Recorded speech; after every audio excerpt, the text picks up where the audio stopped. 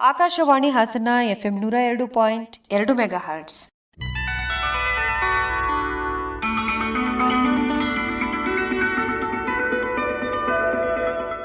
ಜನತರಂಗ ಜನತರಂಗ ಜನತರಂಗ ಜನತರಂಗ.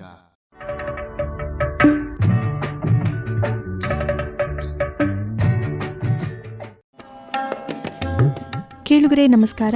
ಈ ಕಾರ್ಯಕ್ರಮದಲ್ಲಿ ಕೇಳೋಣ ಭೌಗೋಳಿಕ ಸೂಚ್ಯಂಕ. ಈ ಕುರಿತು ಡಾಕ್ಟರೇಟ್ ಪದವಿಯನ್ನು ಪಡೆದಿರುವ ಡಾಕ್ಟರ್ ಧರ್ಮೋಜಿ ರಾವ್ TY ಅವರೊಂದಿಗೆ ಸಂದರ್ಶನ. ಸಂದರ್ಶಕರು ಸುಜಾತ F. ತಳವಾರ್. ನಮ್ಮ ಎಲ್ಲ ಪ್ರೀತಿಯ ಕೇಳುಗರಿಗೆ ನಮಸ್ಕಾರ. ಇಂದಿನ ಜನತರಂಗ ಕಾರ್ಯಕ್ರಮಕ್ಕೆ ನಿಮ್ಮೆಲ್ಲರಿಗೂ ಸ್ವಾಗತ. ಇವತ್ತಿನ ಕಾರ್ಯಕ್ರಮದಲ್ಲಿ ನಮ್ಮ ಜೊತೆಗೆ ಮಾತನಾಡಲಿಕ್ಕೆ ನಮ್ಮ ಸ್ಟುಡಿಯೋಗೆ ಬಂದಿದ್ದಾರೆ ಡಾಕ್ಟರ್ ಧರ್ಮೋಜಿ ರಾವ್ TY ಅವರು. ಸರ್ ನಮಸ್ಕಾರ. ನಮಸ್ತೆ ಮೇಡಮ್. ಕಾರ್ಯಕ್ರಮಕ್ಕೆ ಸ್ವಾಗತ. ಧನ್ಯವಾದ. ಇತ್ತೀಚೆಗೆ ನೀವು ಜಿಯೋಗ್ರಫಿಕಲ್ ಇಂಡಿಕೇಶನ್ ಅಂದರೆ GI ಟ್ಯಾಗ್ ಅಂತ ಹೇಳ್ಬೋದು. GI ಟ್ಯಾಗ್ ಕುರಿತಂತೆ PhD ಅವಾರ್ಡ್ ಅನ್ನ ಪಡೆದುಕೊಂಡಿದ್ದೀರಾ. ಅದಕ್ಕೋಸ್ಕರ ನಿಮ್ಗೆ ಧನ್ಯವಾದಗಳು.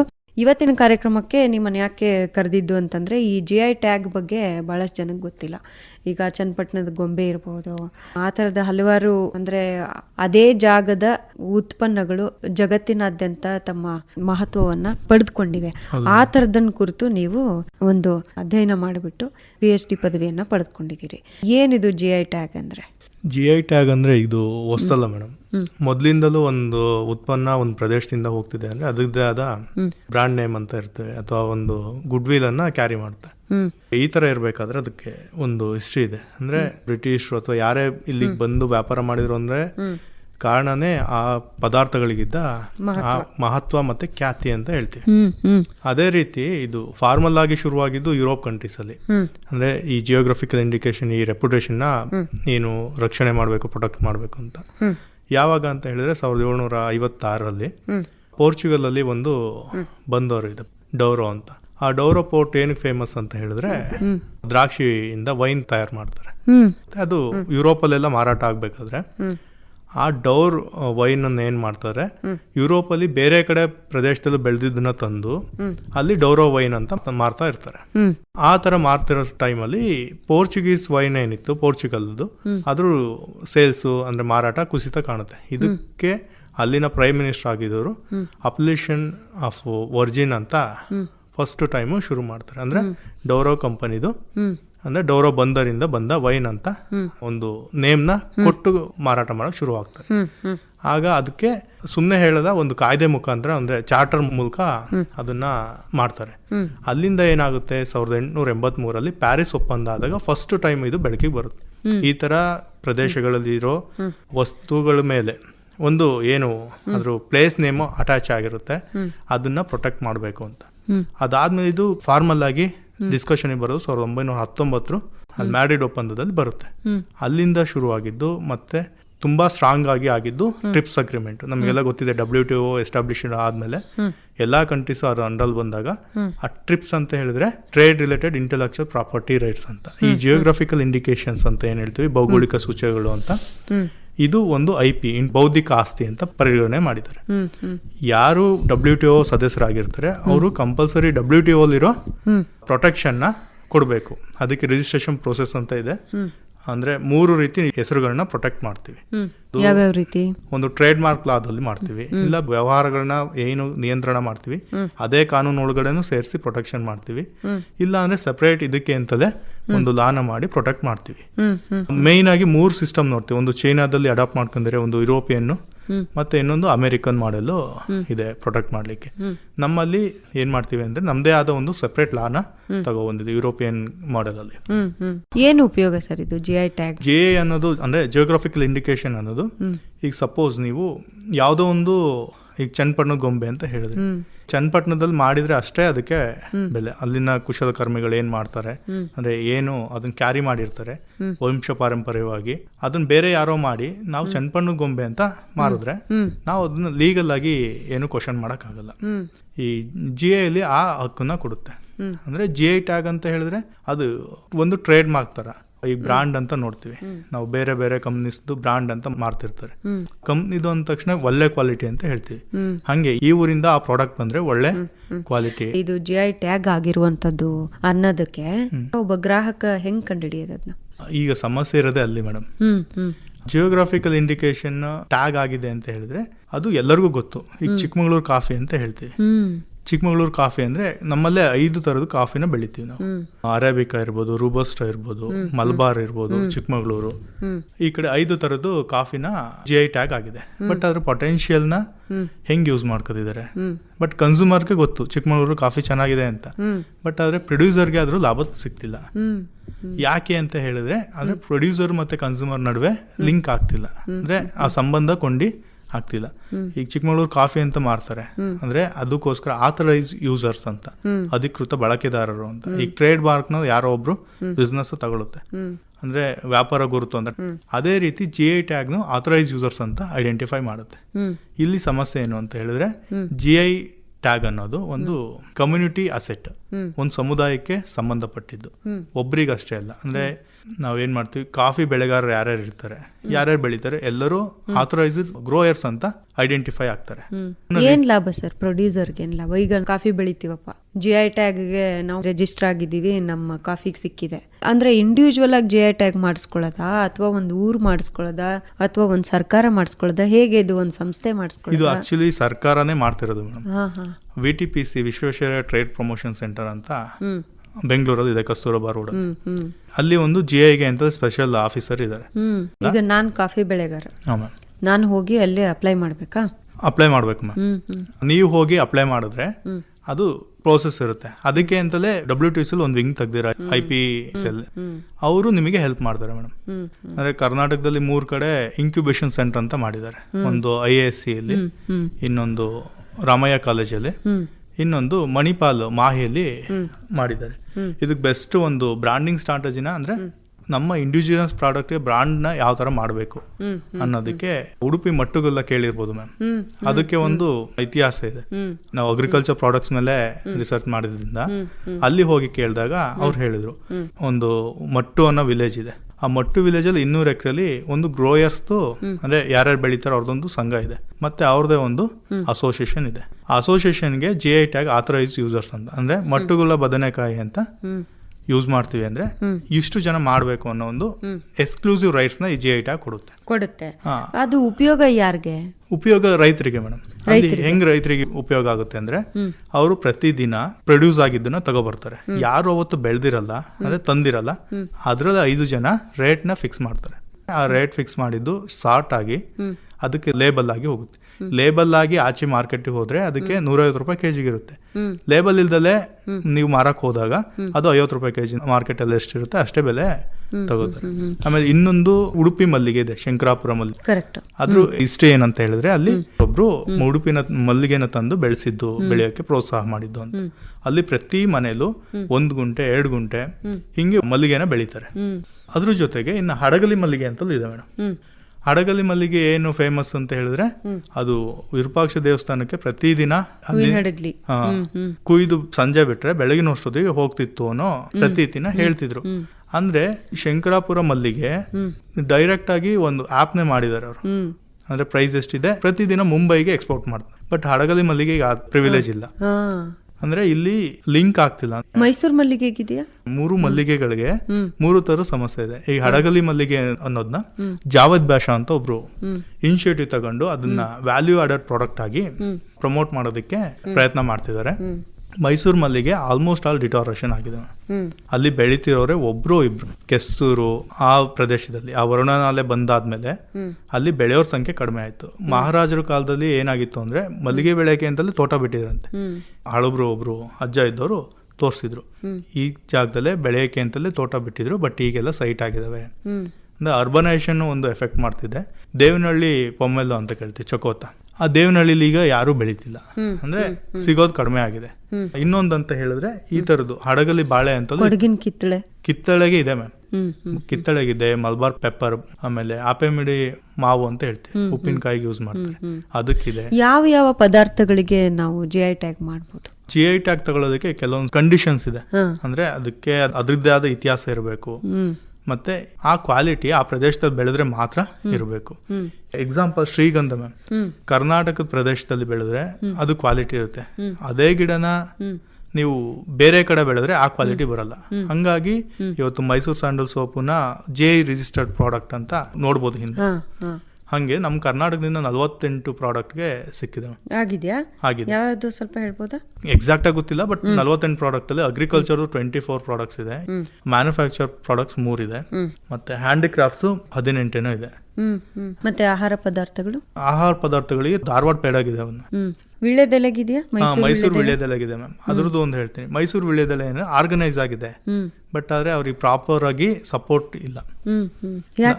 ಯಾಕೆ ಅಂದ್ರೆ ಈ ಕಂಪ್ಯಾರಿಸನ್ ಇದೆ ಮ್ಯಾಮ್. ಅಂದ್ರೆ ಈಗ ವೀಳ್ಯದೆಲೆನ ತುಂಬಾ ಡಿಮ್ಯಾಂಡ್ ಇದೆ, ಅಲ್ಲಿಗೆ ಕಟ್ಟೂರು ಮತ್ತೆ ಆ ಕಡೆ ಭಾಗದಲ್ಲೆಲ್ಲ ಅಲ್ಲಿಗೆ ಬಂದು ಪ್ರತಿದಿನ 4 ಗಂಟೆಗೆ ಸಂತೆ ಆಗುತ್ತೆ, ಬರ್ತಾರೆ, ತಗೊಂಡು ಹೋಗ್ತಾರೆ. ಆದ್ರೆ ಅವರಿಗೆ ಮೈಸೂರು ವೀಳ್ಯದೆಲೆ ಇದಕ್ಕೆ ರೆಪ್ಯುಟೇಷನ್ ಇದೆ, ನೀವು ಪ್ರೀಮಿಯಂ ನ ಕೊಡ್ಬೇಕು ಅಂತ ಬಾರ್ಗೈನ್ ಮಾಡೋದಕ್ಕೆ ಅವರದೊಂದು ಅಸೋಸಿಯೇಷನ್ ಇಲ್ಲ. ಅವ್ರು ಸಂತೆಗೆ ತಂದು ಆರ್ಗನೈಸ್ ಮಾಡಿ ಮಾರ್ತಾರೆ, ಬಟ್ ಅವ್ರು ಅಸೋಸಿಯೇಷನ್ ಮಾಡಿದಾಗ ಅವ್ರಿಗೆ ಬಾರ್ಗೈನಿಂಗ್ ಪವರ್ ಅಂದ್ರೆ ಜಾಸ್ತಿ ಬೆಲೆ ಕೇಳೋ ಶಕ್ತಿ ಬರುತ್ತೆ. ಇದೆಲ್ಲ GI ಟ್ಯಾಗ್ ಆಗಿರೋದು ಬೇರೆ ಕಡೆಗೆ ಅಂದ್ರೆ ಹೊರ ದೇಶಗಳಿಗಿರ್ಬೋದು ಅಥವಾ ಹೊರ ರಾಜ್ಯಕ್ಕೆ ರಫ್ತು ಮಾಡಿದಾಗ ಇವ್ರಿಗೆ ಹೆಚ್ಚು ಲಾಭ ಆಗುತ್ತಾ? ಯುರೋಪ್ ಅಲ್ಲಿ ಒಂದು ಸ್ಟಡಿ ಆಗುತ್ತೆ. ಈ GI label PGI protected geographical indication label ಅಂತ ಹೇಳ್ತೀವಿ, ಅಥವಾ ಆರಿಜಿನ್ ಅಂತ PGO PGI ಲೇಬಲ್ ಅಂತ ಮಾಡಿದ್ದಾರೆ. ಯಾವಾಗ ಈ PGI ಲೇಬಲ್ ನ ಅವರು ಅಣಿಸಿ ಮಾರ್ತಾರೋ ಆಗ 4% ಜಾಸ್ತಿ ಬೆಲೆನ ಗೈನ್ ಮಾಡ್ತಾರೆ. ಅಂದ್ರೆ ಇಲ್ಲಿ ಬೇಕಾಗಿರೋದು ಎಫರ್ಟ್ಸ್ ಎಲ್ಲರೂ ಹಾಕ್ತಿದ್ದಾರೆ. ಹಾರ್ಟಿಕಲ್ಚರ್ ಡಿಪಾರ್ಟ್ಮೆಂಟ್ ಇಂದ GI ತಗೊಳಕ್ಕೆ ಫೀಲ್ಡ್ ಟ್ರಯಲ್ಸ್ ಇರ್ಬೋದು, ಅವನ್ನೆಲ್ಲ ಮಾಡ್ತಿದ್ದಾರೆ.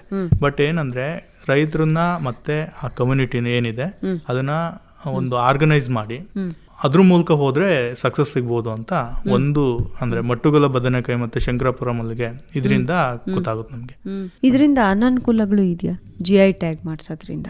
ನನಗನ್ಸಿದ್ದೇನಂತಂದ್ರೆ ನೀವು ಹೇಳುವಾಗ ಈಗ ನಮ್ಮ ಮೈಸೂರಿನಲ್ಲಿ ಬೆಳೆದಂತ ವೀಳ್ಯದೆಲೆ ಉತ್ಕೃಷ್ಟ ಗುಣಮಟ್ಟ ಇರುತ್ತೆ ಅನ್ನೋ ಕಾರಣಕ್ಕೆ ಡಿಮ್ಯಾಂಡ್ ಜಾಸ್ತಿ ಆಗ್ಬಿಟ್ಟು ಎಲ್ಲವೂ ಹೊರ ರಾಜ್ಯಕ್ಕೆ ಹೊರ ದೇಶಕ್ಕೆ ಆಗೋದ್ರಿಂದ ಸ್ಥಳೀಯವಾಗಿ ನಮ್ಗೆ ಬೆಲೆ ಜಾಸ್ತಿ ಆದಾಗ ಈ ಜನಸಾಮಾನ್ಯರು ತಗೊಳ್ಳೋದು ಕಡಿಮೆ ಆಗ್ಬೋದು ಅಂತ, ಅವ್ರಿಗೆ ಹೊರೆ ಆಗ್ಬೋದು. ಒಂದು ಸ್ಕೇರ್ಸಿಟಿ ಅದು ಆಗುತ್ತಲ್ಲ, ಎಲ್ಲವೂ ಎಕ್ಸ್ಪೋರ್ಟ್ ಆದಾಗ. ನಮ್ ದೇಶದಲ್ಲಿ ಅಥವಾ ನಾವು ಸುತ್ತಮುತ್ತ ನೋಡೋದೇನಂತಂದ್ರೆ ರೈತರು ತುಂಬಾ ಚೆನ್ನಾಗಿರೋದನ್ನ ಮಾರ್ಕೆಟಿಗೆ ಕೊಡ್ತಾರೆ, ಅದಕ್ಕಿಂತ ಕಳಪೆ ಇರೋದನ್ನ ಅವ್ರ ಮನೆ ಬಳಕೆಗೆ ಬಳಸ್ತಾರೆ. ಈ ತರದ ಒಂದು ಅಂಶಗಳು ಕೂಡ ಬೆಳಕಿಗೆ ಬರಬಹುದಾ? ಅಲ್ಲಿಗೆ ಹೋಗೋದಕ್ಕಿಂತ ಮುಂಚೆ ಮೇಡಮ್, ಈಗ ಒಂದು ರೆಪ್ಯುಟೇಷನ್ ನ ಯಾರು ಬೇರೆಯವ್ರು ಯೂಸ್ ಮಾಡ್ಕೊಳ್ಳೋದನ್ನ ಇದು ತಡೆಗಟ್ಟುತ್ತೆ. ಅಂದ್ರೆ ಮಾರ್ಕೆಟ್ ಎಂಟ್ರಿ ಆಗುತ್ತೆ ಟ್ಯಾಗ್ ಮೂಲಕ. ಇದು ಒರಿಜಿನಲ್ ಹೌದು ಅಲ್ಲ ಅಂತ ತಿಳ್ಕೊಳಕ್ಕೆ ಇದು ಹೆಲ್ಪ್ ಮಾಡುತ್ತೆ. ಆಮೇಲೆ ಯಾರು ಈಗ ರೈತರು ಕಡಿಮೆ ರೇಟಿಗೆ ಇದ್ ಮಾಡ್ತಾರೆ, ಇದು ಉತ್ಕೃಷ್ಟವಾದ ಗುಣಮಟ್ಟದ್ದು ಉತ್ಪನ್ನ ಅಂತ ಹೇಳಿ ಮಾರ್ಬೋದು. ಆಮೇಲೆ ಮಾರ್ಕೆಟಿಗೆ ಬೇಗ ಸೇಲ್ ಆಗುತ್ತೆ. ಇದು ಆಗ್ತಿದೆ ಆಕ್ಚುಲಿ. ಯಾಕೆ ಅಂದ್ರೆ ನಾವು ರೈತರನ್ನೆಲ್ಲ ಒಂದು ಸರ್ವೆ ಮಾಡಿದಾಗ ಅಥವಾ ಕ್ವಶನ್ ಹಿಡ್ಕೊಂಡು ಹೋದಾಗ ಅವರು ಇನ್ಫಾರ್ಮಲ್ ಆಗಿ ಮಾತಾಡ್ತಾ ಈ ವಿಷಯಗಳನ್ನ ಹೇಳಿದ್ರು. ನಾವು ಮಾರ್ಕೆಟಿಗೆ ತಗೊಂಡು ಹೋಗ್ತೀವಿ, ನಮಗೆ ಗೊತ್ತು ಜಾಸ್ತಿ ರೇಟಿಗೆ ಅವ್ರು ಮಾರ್ತಾರೆ, ಬಟ್ ನಮಗೆ ಅದು ಸಿಗ್ತಿಲ್ಲ ಅಂತ. ಅಂದ್ರೆ ಮಧ್ಯವರ್ತಿಗಳಿಗೆ ಲಾಭ ಆಗುತ್ತೆ, ಬೆಳೆಗಾರರಿಗೆ ಆಗ್ತಾ ಇಲ್ಲ ಅಂತ ಅನ್ನೋದು. ಈಗ ನಿಮ್ಮ ಥೀಸಿಸ್ ಬಗ್ಗೆ ಹೇಳಿ. ಎಷ್ಟು ವರ್ಷ ಅಂದ್ರೆ ಇದೊಂಥರ ಹೊಸದೇ ಕಾನ್ಸೆಪ್ಟ್ ಅಲ್ವಾ? GI ಟ್ಯಾಗ್ ಮಾಡಿಸ್ಬೇಕು. ಈಗ ಬೆಳೆಯೋದು ಮಾರೋದು ಅದು ನಡೀತಾನೆ ಇದೆ. ಆದ್ರೆ ಈ ಬೆಳೆಗೆ ಅಥವಾ ಈ ಒಂದು ವಸ್ತುಗೆ ಇಷ್ಟೊಂದು ಜಾಗತಿಕ ಮಟ್ಟದಲ್ಲಿ ಮಹತ್ವ ಇದೆ ಅಂತ ಅದನ್ನ ರೈತರಿಗೆ ಮನವರಿಕೆ ಮಾಡಿಕೊಡೋದು, ಈಗೊಂದು ಅವಕಾಶ ಇದೆ ಅಂತ ಹೇಳೋದು ನಿಮ್ಗೆ ಎಷ್ಟು ಸವಾಲಾಯ್ತು?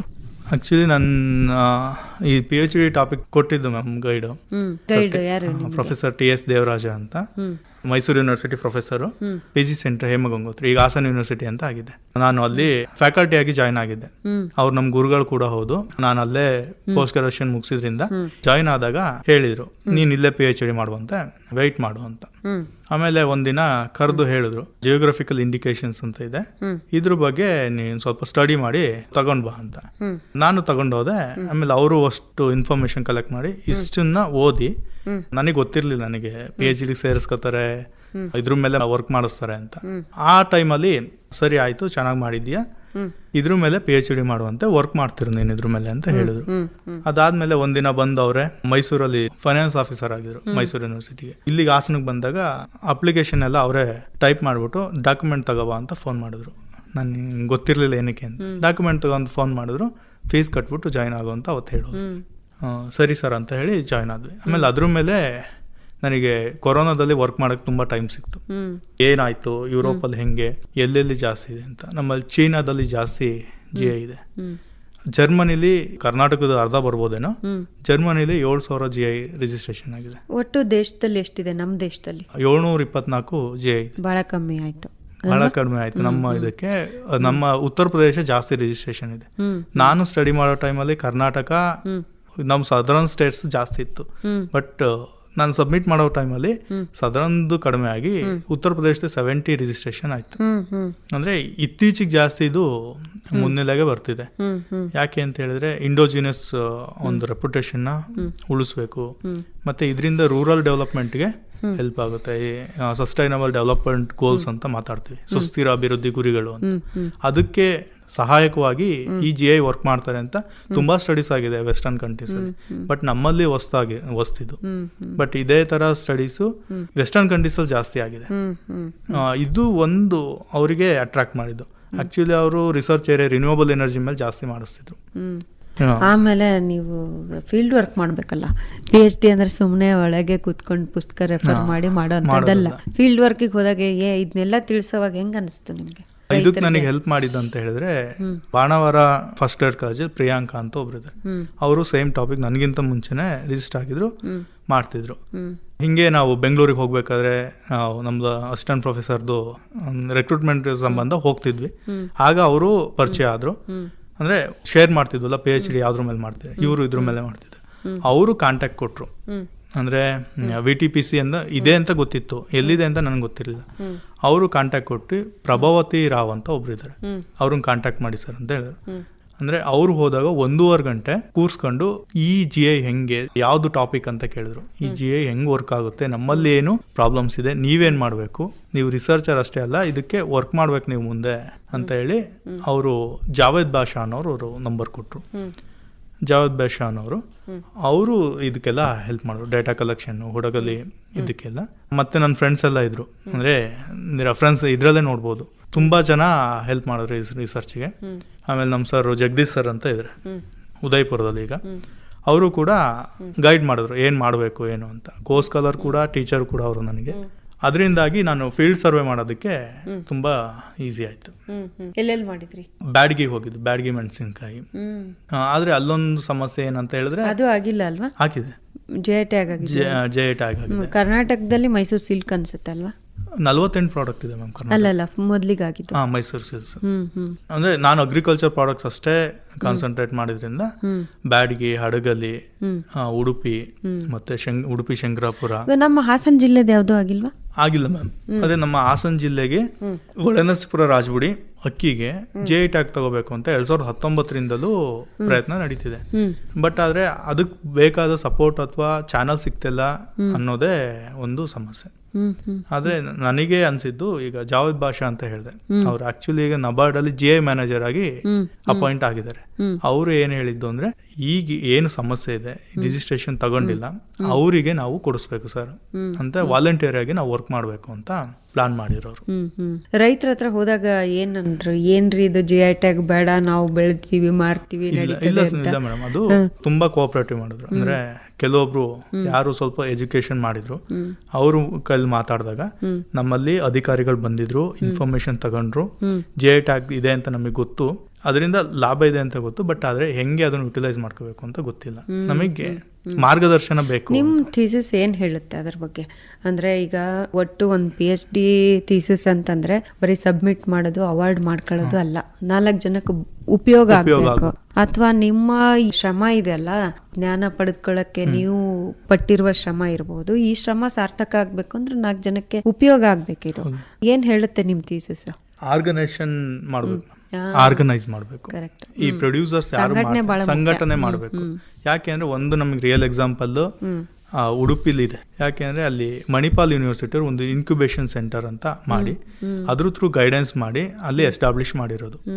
ಅಲ್ಲಿ ವಿಕ್ರಮ್ ಬಳಿಗ ಅನ್ನೋರು ನನಗೆ ಸಿಕ್ಕಾಗ ಹೇಳಿದ್ರು, ಇನ್ಕ್ಯುಬೇಷನ್ ಸೆಂಟರ್ ಇದೆ, ಅದರಿಂದ ನಾವು ಪ್ರಮೋಟ್ ಮಾಡಿ ಈ ತರ ಮಾಡಿದೀವಿ.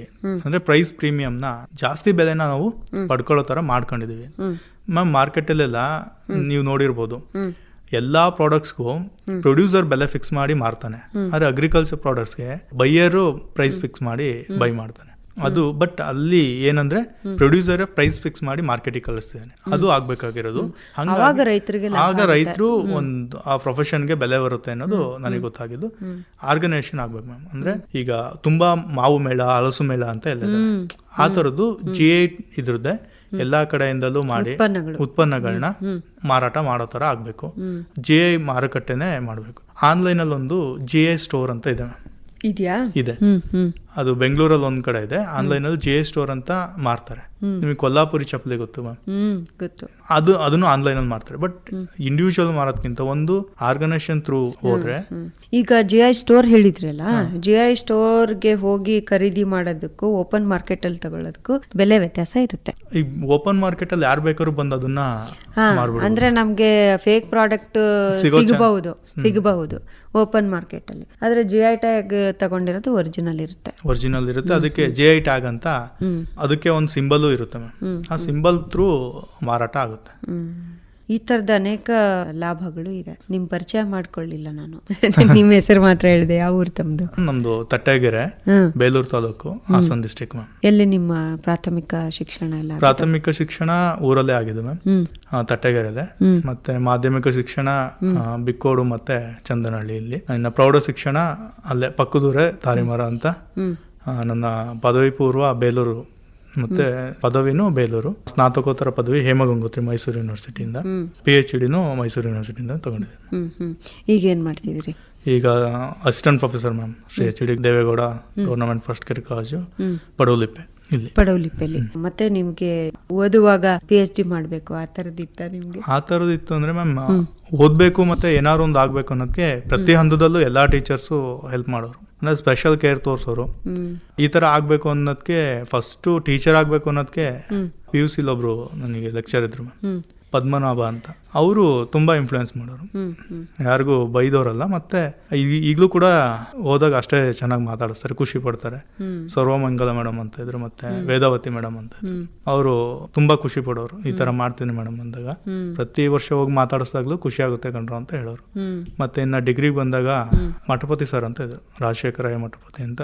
ತುಂಬಾ ಲಿಟ್ರೇಚರ್ ಎಲ್ಲ ಬರೀತಾರೆ. ಅವರು ಇನ್ಫ್ಲೂಯೆನ್ಸ್ ಮಾಡೋರು. ಅಂದ್ರೆ ನಾನು ಅವ್ರನ್ನ ಒಂದ್ಸತಿ ಕೇಳಿದ್ದೆ, ಸರ್ ನನಗೆ ಫಿಲ್ಮ್ ಇಂಡಸ್ಟ್ರಿಗೆ ಆ ಕಡೆ ಹೋಗ್ಬೇಕು, ಏನ್ ಮಾಡೋದು ಅಂತ. ನೀನು ಅದ್ಲಿಗೆ ಸರಿಯಾಗಲ್ಲ, ನೀನು PG ಮಾಡು ಅಂತ. ಒಂದ್ಸತಿ ಇಲ್ಲಿ ಬಂದಾಗ ಸಿಕ್ಕು ಮಾತಾಡ್ಸಕ್ ಹೋಗಿದ್ರು.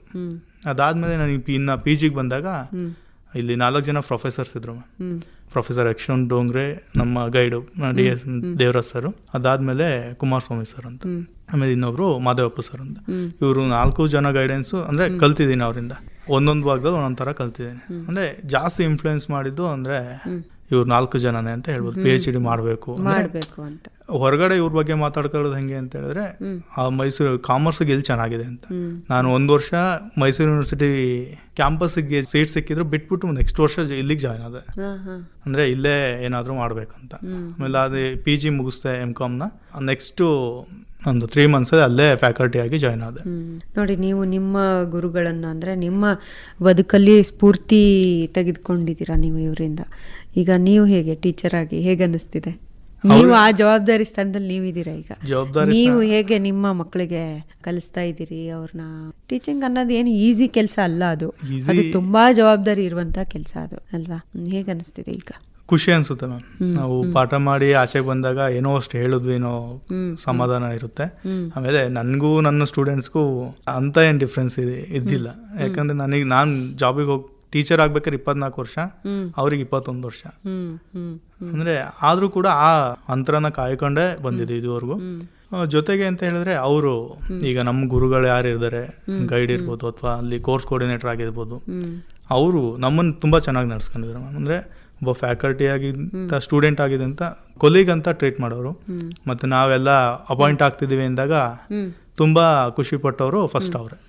ನಮ್ಮ ಮನೆಯವ್ರಿಗೆ ಯಾರಿಗೂ ಗೊತ್ತಿರ್ಲಿಲ್ಲ ಆಗ್ತಿದ್ದಾರೆ ಅಂತ, ಬಟ್ ಅವ್ರಿಗೆ ಗೊತ್ತಿರ್ತಿತ್ತಲ್ಲ, ಅವಾಗ ಜಾಸ್ತಿ ಖುಷಿ ಪಟ್ಟು ಬಂದವ್ರಿಗೆಲ್ಲ ನಮ್ಮ ಕೊಲೀಗು, ನಮ್ಮಲ್ಲಿ ಕೆಲಸ ಮಾಡ್ತಿದ್ದವರು ಅಪಾಯಿಂಟ್ ಆಗ್ತಿದ್ದಾರೆ ಅಂತ ತುಂಬಾ ಖುಷಿ ಪಟ್ಟವ್ರು ಅವ್ರೆ.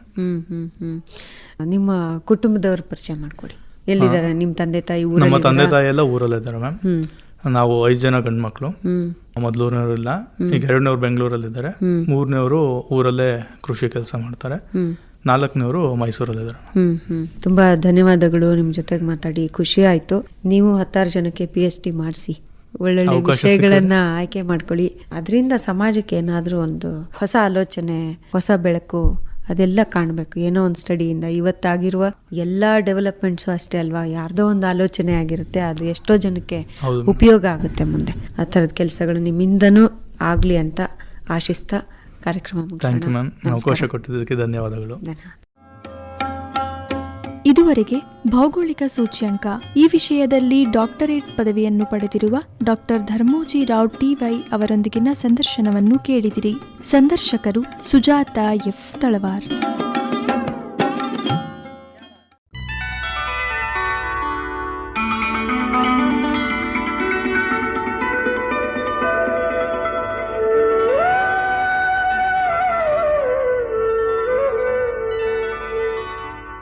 ಜನತರಂಗ ಜನತರಂಗ ಜನತರಂಗ ಜನತರಂಗ ಇದುವರೆಗೆ ಪ್ರಸಾರವಾಯಿತು.